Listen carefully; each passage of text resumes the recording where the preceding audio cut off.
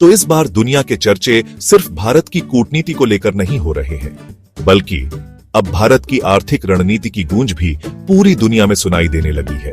जिस काम को पूरा करने में चीन को पूरे 28 साल लग गए, उसे भारत ने महज 8 साल में ही कर दिखाया है। और ये कारनामा किसी और ने नहीं, हमारी अपनी आरबीआई ने कर दिखाया है, और वो भी चुपचाप, बिना किसी शोर के। बात हो रही है भारत के गोल्ड रिजर्व और फॉरेक्स रिजर्व की। आरबीआई ने अपनी चालें शतरंज की तरह बिछाई हैं, और नतीजा ये है कि आज भारत दुनिया का 7वां सबसे बड़ा गोल्ड होल्डिंग वाला देश बन चुका है। और ये कोई अफवाह नहीं है, बल्कि आरबीआई की आधिकारिक रिपोर्ट इस बात की पुष्टि करती है। इतना ही नहीं, भारत का विदेशी मुद्रा भंडार यानी फॉरेक्स रिजर्व भी इतनी तेजी से बढ़ा है कि पड़ोसी देश पाकिस्तान तिलमिला उठा है। यहाँ तक कि वहाँ की मीडिया कह रही है कि भारत झूठ बोल रहा है, किसी के पास इतने पैसे हो ही नहीं सकते। तो अब सवाल ये है, आखिर हुआ क्या है? क्या है इसके पीछे की पूरी कहानी? चलिए आसान भाषा में आपको समझाते हैं, लेकिन उससे पहले इस वीडियो को एक लाइक जरूर कर दीजिए और चैनल को सब्सक्राइब करके बेल आइकन दबा लीजिए, क्योंकि इससे हमें बहुत सपोर्ट मिलता है। दुनिया अभी भी अशांत है। भारत पाकिस्तान के बीच तनाव बना हुआ है। चीन का आक्रामक रुख भी जस का तस है, और रूस यूक्रेन युद्ध भी नए मोड़ पर पहुंच चुका है। हाल ही में यूक्रेन ने रूस के बम वर्षक विमानों पर ड्रोन हमले किए हैं, जिससे हालात और बिगड़ सकते हैं। ऐसे माहौल में अगर कोई चीज देश को आर्थिक रूप से बचा सकती है, तो वो 2 चीजें हैं। 1. Foreign currency reserve, dollar, euro, pound, युवान जैसी मुद्राएं। 1. सोना, जो युद्ध के समय सबसे महंगी चीज बन जाती है। इतिहास गवाह है कि जब दुनिया में लड़ाइयां होती हैं, तो लोग डॉलर लेने से मना कर देते हैं, लेकिन सोना लेने से कभी नहीं रुकते। आज के समय में जैसे जैसे तनाव बढ़ रहा है, सोने की कीमतें आसमान छू रही हैं।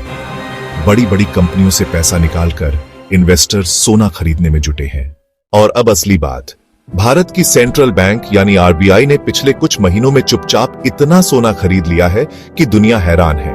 2024 तक भारत गोल्ड होल्डिंग में 9वें नंबर पर था। धीरे धीरे कई देशों का स्टॉक घटा, भारत ने बढ़ाया, और अब भारत 880 टन सोने के साथ 7वें नंबर पर पहुंच गया है। इतना ही नहीं, 2025 की शुरुआत से अब तक आरबीआई ने 57 टन से ज्यादा सोना खरीदा, जो पिछले 7 सालों का रिकॉर्ड तोड़ चुका है। इस वक्त भारत के पास मौजूद सोने की कीमत लगभग 4.3 लाख करोड़ रुपए यानी करीब 52 अरब डॉलर हो चुकी है। मतलब अगर भविष्य में कोई वैश्विक संकट आता है जहां भारत से व्यापार बंद हो जाए, तब भी सोने के दम पर भारत कई महीनों तक अपनी अर्थव्यवस्था चला सकता है। और अगर सोने की कीमत और बढ़ गई तो ये अवधि कई सालों तक भी खींच सकती है। अब आते हैं विदेशी मुद्रा भंडार यानी फॉरेक्स रिजर्व पर। पिछले ही हफ्ते भारत के फॉरेक्स रिजर्व में 7 अरब डॉलर की बढ़ोतरी दर्ज हुई है। अब भारत का कुल फॉरेक्स रिजर्व 692.7 बिलियन डॉलर तक पहुंच गया है। और ये आंकड़ा छोटा नहीं है। दुनिया के 195 देशों में से 150 से ज्यादा देशों की पूरी जीडीपी भी इससे कम है। ट्विटर पर लोग खुलकर कह रहे हैं कि जो काम चीन ने 28 साल में किया, उसे भारत ने सिर्फ 8 साल में करके दिखा दिया। इस पूरे कमाल का श्रेय जाता है भारत की आर्थिक रणनीति और खासकर आरबीआई की दूरदर्शी सोच को। अगर आप भी इस पर गर्व महसूस करते हैं, तो कमेंट बॉक्स में जय भारत लिखकर भारत और आरबीआई को बधाई जरूर दीजिए।